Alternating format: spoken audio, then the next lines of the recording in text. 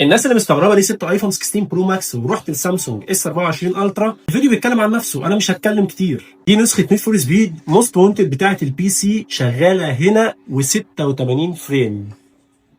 انا تقريبا كنت عامل لودو كنت بلعبها، تمام؟ فهخش كده على اليوزر بتاعي، انت بتتحكم بالماوس بكل سهوله عادي جدا. لو جيت بقى عملت كده ودخلت على الانبوت كنترولز، انت عندك فيجوال باد اللي هو الدراع الكامل، وعندك ان انت تغيره تخليه الار تي اس ده. انا بحب الطريقه دي الصراحه، بحسها اسهل بالنسبه لي كتير.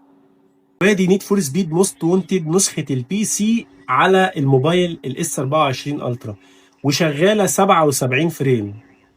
هي نفس النسخه بالظبط، وسريعه جدا وكل حاجه الصراحه ممتازه. ومش بس نيد فور سبيد، تقدر تنزل العاب كتير جدا بتاعه البي سي هنا. صراحة دي حاجة من ضمن الحاجات اللي أنا حاببها في التليفون ده جدا. أنت تقدر تعمل كل اللي بتحلم بيه، معاك بي سي كامل هنا.